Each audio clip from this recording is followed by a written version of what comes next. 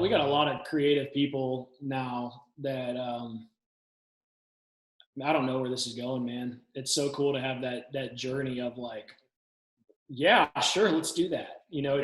It kind of blows my mind, honestly, when you don't have like, when you have a mission and not a plan, right? Right. Like you have a structured way to do things, but you can take a step back and not have to be like, no, we were supposed to do this at, Yeah. this day. You don't have those blinders on that you're able to actually see other opportunities as they arise, and hey, maybe this actually is a better direction. And yeah.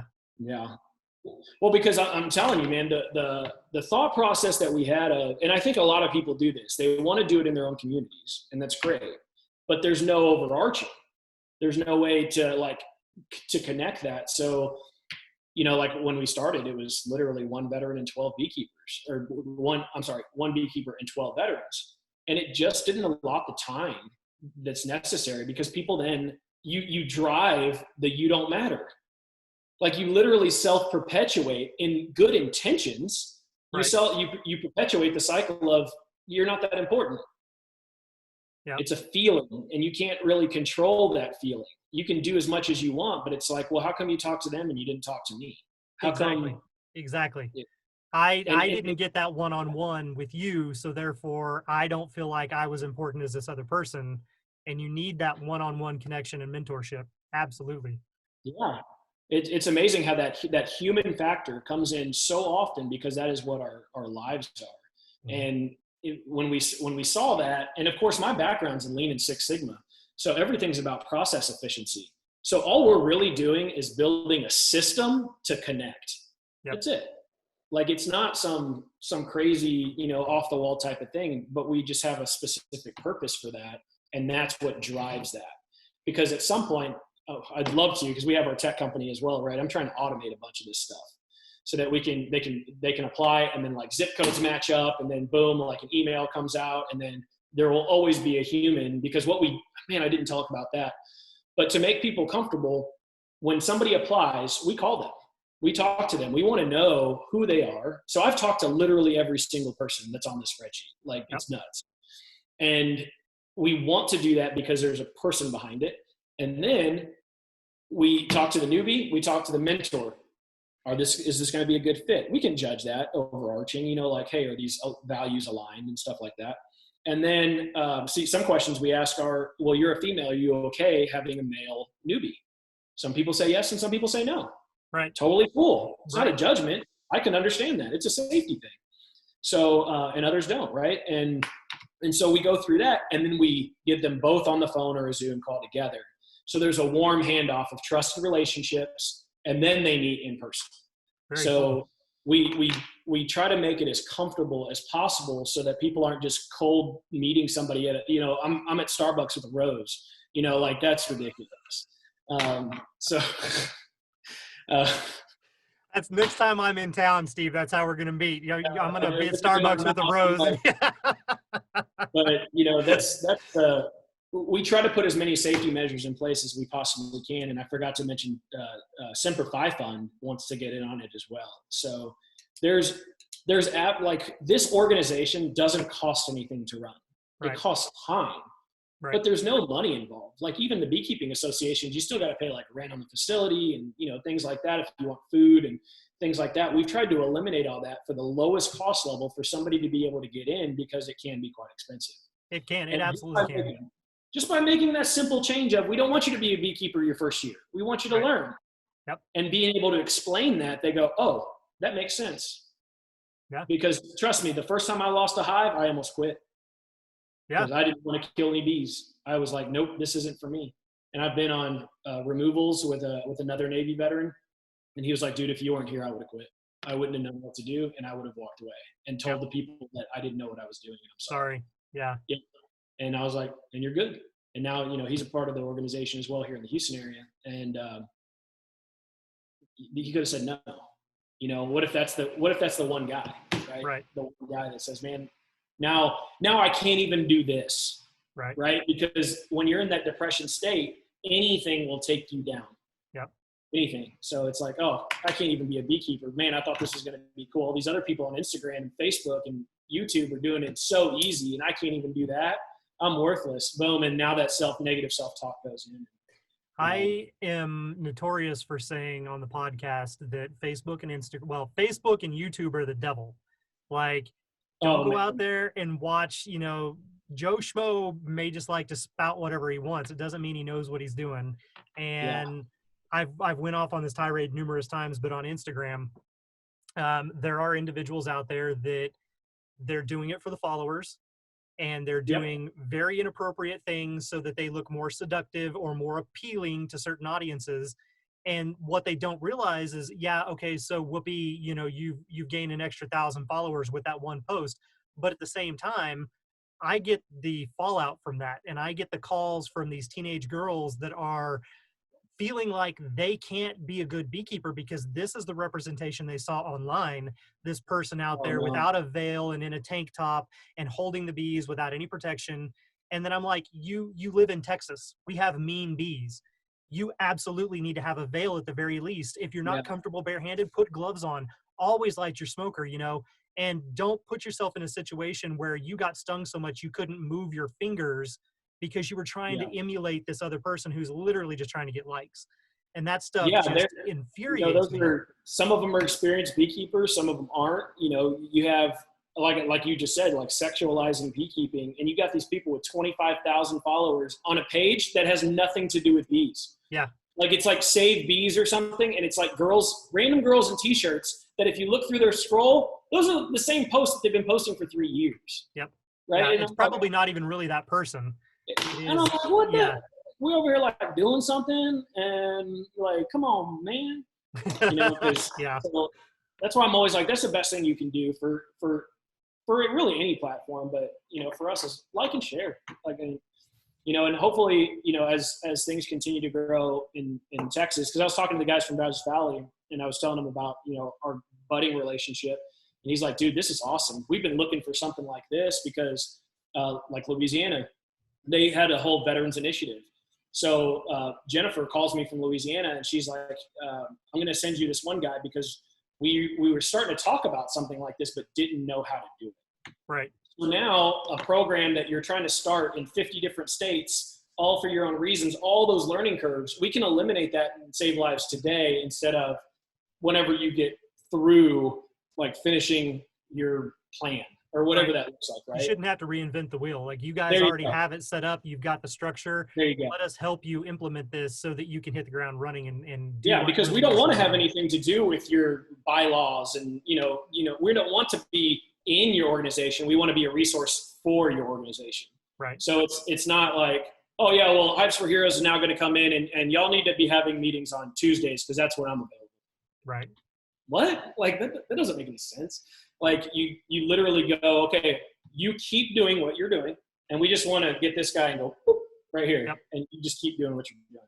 Because there's a lot of great people in beekeeping. There's some knuckleheads, obviously, we know this. That's with everything. Unfortunately, it takes all kinds, and unfortunately, there's always a bad apple here and there. But when you have people like the one dude that was trying to change the laws, I can't remember his name. I know it. Okay. So like people like that that's dangerous. Yes. It's dangerous. Especially if nobody stands up and says, hey, this is not right. You need to poll these people. You need to find out what's really going on. Don't just listen to this guy because he says so. Yeah. And that's one day. So I think I've told you, but we've been invited to speak at the Louisiana, Arkansas, and Nevada beekeeping annual conferences. So I think it's September, December, and February for those 3. And they just want us to talk about, what we do. But I hope at some point, because we're not beekeeping experts, right? Like I'm not. So I never tout myself as that. It's like, hey, I'm learning just like everybody else. What we do know is the veteran struggle. What we do know is how to bring people to your organization and fill a gap of an age gap that is missing. I mean, that's a fact. It is missing. And to be able to connect people to an organization to grow your organization, right? It's not how do we grow ours? We will, but at the first level is how do you grow yours and then ours grows. Right. But the real thing is how do you get people involved in their local communities? So it's pretty humbling to be able to go speak there and have an opportunity for that because there's a need. you know, and I didn't realize how big the need was. Had no clue. Sitting here in Houston, you don't realize the struggles that everybody else is having as well. And when you can literally just plug in and business can go on as usual, it's pretty cool. Like I said, we've had so many ideas from people that just random conversations. Hey, why don't you do something like this? Damn, that's a great idea. We didn't have gear. We had no gear. We drop shipped. We now realize that that's probably not the best thing because COVID is now causing like 3, 4, 5 week back times. Right? Yeah. We just set up to do our t-shirts. We went through this whole process. I was being uberly critical of like the material and the print job and like all this stuff.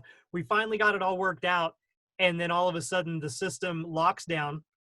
If you have something already existing in production, you have a 6 to 8 week minimum turnaround time and no new items are allowed to be added whatsoever. And I was like, well, we can go through it. That one was through Printful was what we were originally going to do. That's what this is from, Printful. Yeah. So we're able to now, Morgan has been doing some shopping and stuff like that. So the reason we wanted that, right? And you know the reasons because you're in it, right? Yeah. Like no inventory. You don't have to worry about that. They take care of everything. But I got too much to do. Yeah. But now we want to be able to, our goal, our next step level goal is how can we get a shirt and a sticker and a welcome letter to every mentor and newbie, right? So that comes into cost, right? Yep. So now we can do it much cheaper by having a volunteer take care of that. Yep. Like, hey, you don't want to beekeep? Totally fine. Can you make packages? Shit, I can make packages. My kids can make packages, right? So like now they can go and put together a t-shirt, a sticker, and a welcome letter and put it in a flat rate envelope and send it to people that are contributing to the program. Yeah. So it's not only, it's free for them. Maybe what it costs us $10, but it's still the marketing that goes out, the shirt that they wear, we ask for shirt sizes, in the app or in the form, but those are types of things that help us more than they hurt us. And we can do that through a volunteer and it costs us significantly less, know, and it helps get that word out there. Yeah. It's $8 a shirt. I think like $7.95. And then the shipping's outrageous. It's like $3.99, So it was like, what do we do? And then we have to upcharge, and I don't like upcharging, but you have to cover your own expenses. Yeah. And then, so now it's like, well, let's get somebody local, $6 a shirt now that we'll get 100 of them printed at a time for $6 a shirt. Yep. Right. Yeah. It costs us some labor, but damn, you're already head deep in it. Like what else, what else can you do? You do that maybe twice a month, right? Which gives an opportunity for social. Right. So now it's like, hey, let's get together and make some packages. And now you're creating opportunities for people to come together. Yeah. Right. And that's really what the program's about. So it saves you money and it brings people together. Yeah. So, man, I had a great time, man. Thank you so much for thinking of us. No, not a problem. Thank you so much for actually being willing and able to jump in here and do this. Cause I think it'll be more for you guys than anything. I think it'll be great to be able to use that platform of the podcast to be able to get out there and reach as many people as possible. And, cause we have people that tune in and start listening because they're interested in beekeeping, but they've never even started. And, but those people, even if that's not this kind of like what you were saying, if that's not the person you're trying to reach, that person may know somebody. And they may go, oh my God, I listened to this podcast about beekeeping and there was this episode and they had this Hives for Heroes thing on there and it made me think of you. And I never tied those two together before, but now I think it'll be a perfect fit, and I think that'll be great. Yeah, it's super cool. We had one the other day in Nevada, and I'm glad that we've been doing it for so long. And the reason for that is because it's easy to come off the tongue. It's now what you do. It's not like what you're trying to do. It's what you do. So having any kind of outlandish question becomes, okay, instead of, well, never thought of that, or, I don't really know. We haven't really experienced that. Now it's been like, yes, and this is why. It's easy to literally name drop our friends and people that are around the country because their stories have impacted me personally as well. Right. And you see people that are like, I never thought I'd be doing this, and now I just met my best friend. Right. Are you kidding me? Like, that's powerful. And that's the reason why we exist. So anyway, I really, really appreciate it, man. It's always good seeing you. Yes, sir. Hopefully one of these days, all the craziness in the world will have tamed down to the point where we can actually have a convention or a conference and everybody come back together and we can actually converse in person instead of Zoom. Zoom's cool, but it takes a little getting used to. It does. I'm not a real fan of myself. We'll put it that way. Yeah, so, yeah. Having the screen where I like see me, I'm like, yeah. Can I just? I'm gonna go over here real quick. You just keep talking. Yeah. little stick with a face up or something. A V with Vendetta mask, whatever that one is. But yeah, I've had a really good time, and I appreciate all your support as well. It's been a journey, man, and it's been really, really cool. And I don't know now, like, what else I would do with my life. Like, we've done so much, not in Hives for Heroes, but like in other orgs and, business world and all that kind of stuff. And nothing brings the satisfaction that this has. And yeah, it's crazy nuts cool. Yeah, you fell into your calling. You didn't even know it and found it. Bro, I wasn't going to be a beekeeper. I wasn't either. I told the story of the org. My story is Linda was like, hey, I want to start doing this because it's my spirit animal. And I'm like, okay, well, you're my friend and I'll spend time with you. And then it became, well, we don't really know how to grow a business. And that's what I do. So I'm like, well, I can help y'all with that. It's not a big deal. And then before you know it, Kenneth and Linda are both gone, for different reasons. And I'm like, this is too good. There's no way. But again, their mindset was me. Mm-hmm. It was me. How do I do this? And my mindset is totally like, how does a system do it? How does somebody come replace me? Like, how do we get to a point where somebody else is sitting here doing this, right? Yes. Me. And how do we have a representative in every state that I'm not going to the Beekeeping Association state meeting? Right. You are, right? Because you have been now mentored and trained to be that and to propagate that mission, right? Yeah. And now that's why we try to not have so many pictures of faces, but veils, because we want it to literally look like anybody can be a beekeeper, right? Like the Ratatouille model, anybody can cook. Because you don't know it until you experience it and you go, oh, I can do this. Right. It might be something you never thought of. But the whole mission is like, if I can be like not in a camera in the next year, oh man. And somebody else is sitting here, or somebody else is in Louisiana or Florida or wherever, and they're running that state. That's the goal. And that's really where it ends up. And everything can be real lean. It doesn't have to be multiple levels. It's really like headquarters, which is admin, like literally admin, social media and admin. And then you have like a state rep, just so you know what's going on in your own state. Right. That's it. And it's just a smaller level to deal with. And at that level, I think you can solve all your problems because everything else is spreadsheets. So I'm actually in the process on a website called Adalo. I don't know if you've ever seen Adalo. I've not heard of it, no. So if y'all ever wanted an app, like we build apps, right? Like we have apps, we have programmers. This is an easy way to do it without programming, that you can build your own app, have chat in it, have all sorts of functions. And this is what I use to get my thoughts on paper, and then they build it in the background. But this functions. It's called Adalo, Adalo. So if you ever did want, a Hive Jive app or something like that, this would be really easy it's free for one. And then you could literally just put your content on there because it's a podcast, right? Right. So you could put your content and then like another tab of your partners, and dude, your app's like done. Like y'all don't need a lot because there's not really this whole connection piece. It's really like propagation, right? You're like trying to get the word out. Right. So if you had like, here's your RSS feed that's coming in from each one of those, and you have like your latest one on top, and then you have another tab with like history, like all of them. Yeah. All it would do is feed to it would pull from your you pull from that server from our hoster, yeah. And it would just pull from it, and you'd have it, on an app if that's something that you were looking for. Some people don't want that, but some people it's an opportunity. And this is a really, really easy way. We looked at a lot of different ones, and this one is like simple. Like you don't have to be a coder, but it's not so simple that you don't have any tools. There's some ones out there that it's like, so I can put my name on a screen and click it. Like, great. Like, what the hell does that do? But this is a little bit different. You can create a profile and things like that.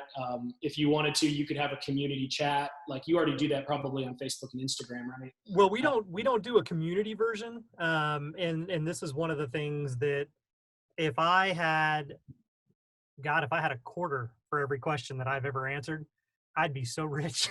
But yeah. we have, so through Facebook and through Instagram, they can send messages to us, DMs to us that way. They can also send us emails in, and I respond to every single question that any listener across the globe sends in.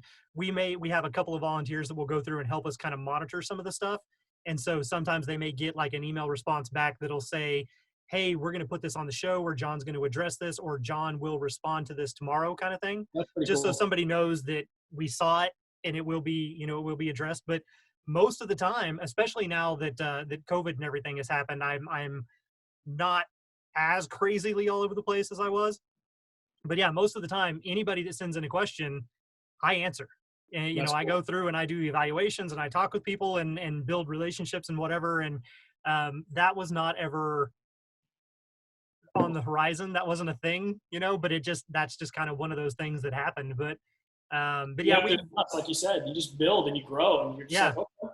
But we've avoided the community chat aspect of it just because I see some of the, like, for instance, for the state level, for the Texas Beekeepers Association, well, actually just for the state of Texas, you go out there and you look at some of the beekeeping forums and chat things.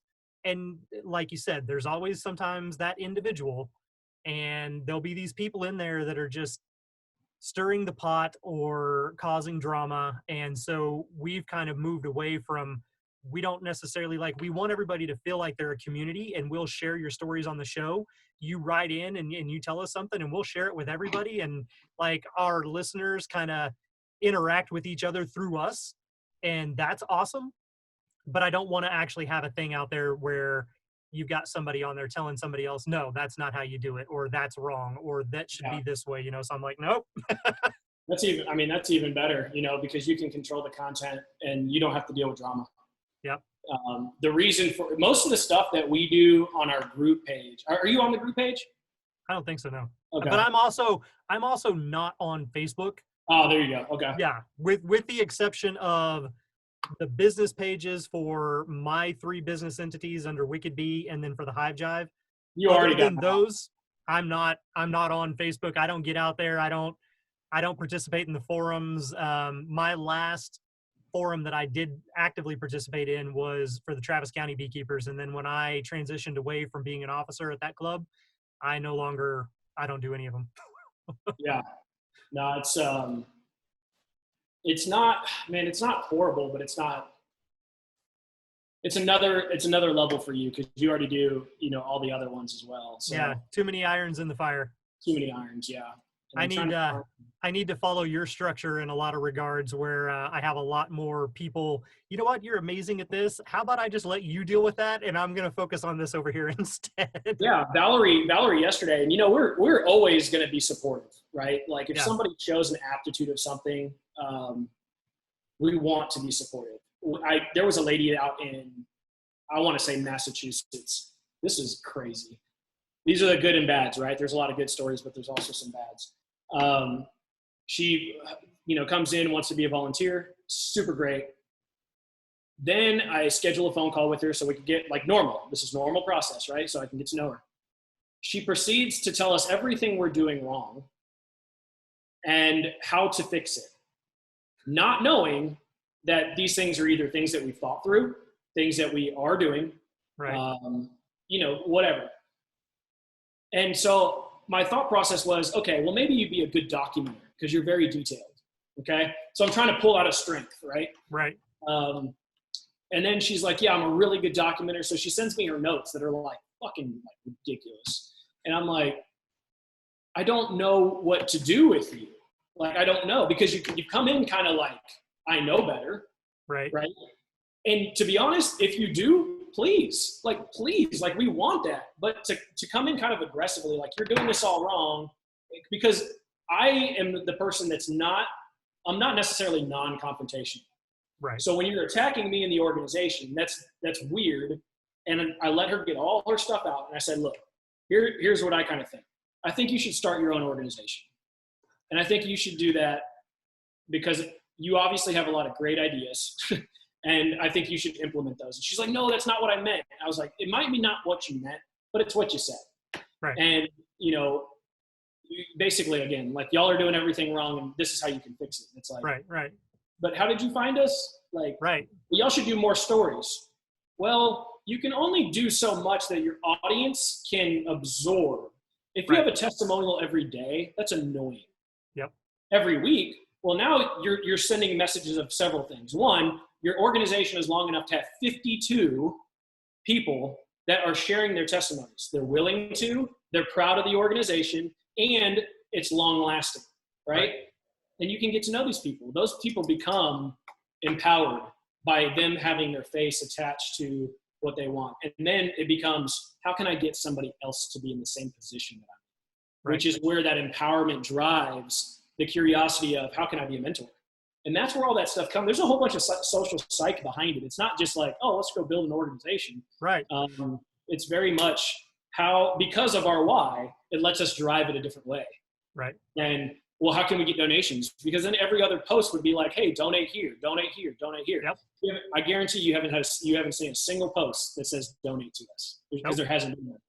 So, but we went out and earned it, and that's what we want to teach these guys, is not hand out, but hand up. And you said that in your talk of hand up.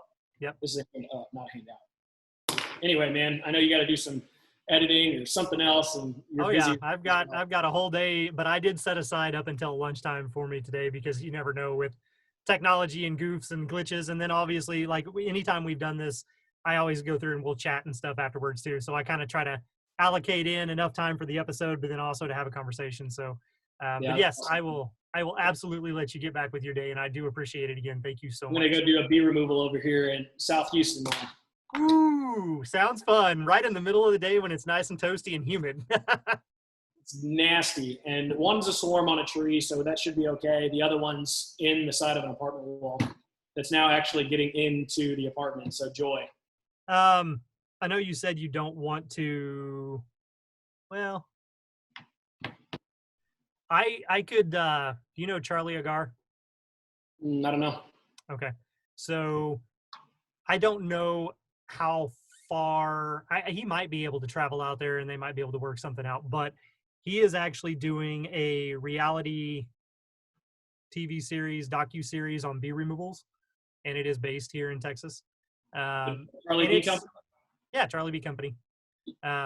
It is through PBS. It's going to go local first, and then it will expand from there, but it was picked up. Pilot episode was picked up by PBS and then put out. Wow, that's cool. Yeah, so it's really awesome. I went and did an episode with him, and I mean, it is film. So there was lots of, okay, so, well, actually, hurry up and wait. There was a ton of hurry up and wait. It was like, all right, so I swear to God, we spent the first 45 minutes just them filming him pulling into the location from all different angles, and then us getting out and doing our greeting and stuff. But it could be, and if everything picks up and goes, it even could be something you guys look at for like later down the road. But I could put him, really cool. I'm looking at him on LinkedIn right now. Yeah, I could pull him up, kind of put you guys into contact. But it may be something that would be cool to be featured on there, because it goes into the show, Charlie Bee Co. and actually doing bee removals. And the whole point is, like, they'll partner up with people sometimes when there's something really big that needs to be done, or really interesting that needs to be done. You'll quote unquote like call Charlie in for help. That could be another way to kind of showcase what you guys are doing.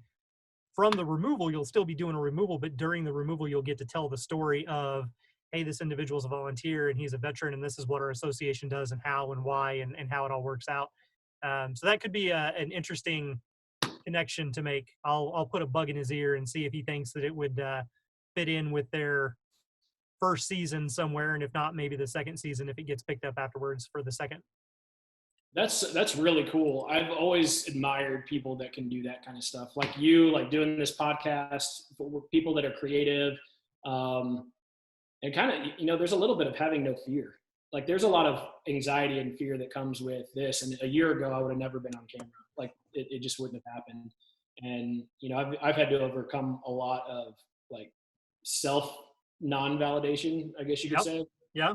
And so this is one way to be able to do so for my own mental health of like, you know, it's okay to go out and put yourself out there. Right. So, you know, 2 divorces, like, you know, bad alcoholism, like all this sorts of stuff that you make bad choices and you think that you're kind of stuck in that, but then you realize, no, those were choices. They're choices. So make the right choice. Use them as a stepping stone and keep going up, getting better. You know, you and I had a conversation on the phone that one time, how I told you, even despite doing all this stuff, despite doing the podcast, getting up and doing presentations, talking in front of hundreds of people, before I do it, I still have those moments of self-doubt where that little voice in my head starts going.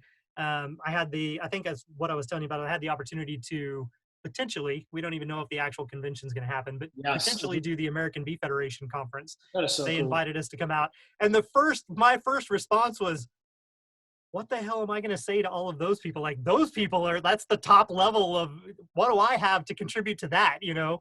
But it's just that little voice that you gotta get past and realize that, you know, you do have something to say that people out there need to hear or need at certain times of their life. So, and that's kind of, you're a connector too. I mean, that's what you do with the podcast. You know, it's sharing an opinion about things with experience, but also connecting those that may not have known about beekeeping or just very getting interested, or even the expert that goes, yeah, been there. That's funny. You know, those type of things, because you can kind of weave through all the demographics, right? Yeah. And like for us, our mission is very clear. So, you know, when I talk to these organizations, I say, look, I am not going to be coming and talking to you about beekeeping. Okay, that's not what my mission is. Right. We do this through beekeeping, but obviously we are suicide prevention, and that's what we do. And we do that through purpose and relationships. That is like driven into our org. You don't have to be an expert. I love the ratatouille like analogy because it's just like anybody can cook. Well, everybody can be a beekeeper or be associated with the beekeeping community. And there are really a lot of good people. Some of the fears that I've had to get over are, you know, some of these veterans walking into some arrogant people, right? Like, oh, you don't know about beekeeping? Like, what are you doing here? Because I experienced that, right? Yep. And that's some of the fear that I have, which is why it's so important to me as not walking into a big group of the Beekeeping Association in the county, but having somebody to walk in there with you. Yep. Right. To you're side by side and you're like, oh no, that's my mentor over there. Oh, okay. You know, but there are going to be those people. Oh, I wouldn't be mentored by them. I've seen that. I've literally seen that where it's like, oh, I wouldn't mentor them. I wouldn't be their mentor. They don't know what they're doing. It's like, bro, like they're giving up their time and effort and everything else, and you're going to down them? Shit. So, it takes all kinds, unfortunately, and there's plenty of them out there. Yeah, I've seen my share of it here in Austin. You can't throw a rock without hitting somebody related to beekeeping in some regards. And the individual that you mentioned about wanting to change the laws lives here. And he's on the news way more than he should be. I had some random person send me a message the other night and tell me, you need to get yourself out there so that we see you on the news instead of this guy. Because they should be talking. Yeah. And I'm like, I mean, that's flattering. That's awesome. I'm sure I could probably figure that out, but right off the bat, you know, I don't know how I would facilitate that, but then also I don't know how I'd fit that into my schedule. So that's dangerous. I saw a post that he did at one point, which was like, his car broke down or something. It was like, who's going to donate me a car? I'm like, how bold are you, dude? We could use a truck. I'm doing this in a Hyundai. Yep. You know, like we could actually use it and literally put it back into where it's supposed to be. Yeah. And we don't ask for that stuff. That's huge. That's a huge ask. He's very brazen and not anything that he puts himself out there as. Like all of that's a facade, and unfortunately then that you have everybody else deal with the fallout, and it sucks. It's trash. I mean, oops, but yeah, it's trash. So, All right, man. Thank you so much. I really appreciate it. We'll be sharing it for sure. Sweet. I'll get that email. Like I said, probably be sometime on Sunday. You'll get all the links and info for it. Sounds great. Thanks, brother. Not a problem. Have a great day. Bye. Bye. This Hive Jive production was made possible by amazing patrons like you, and we appreciate your support. To all our Hive Jive junkies out there, you truly are the bee's knees.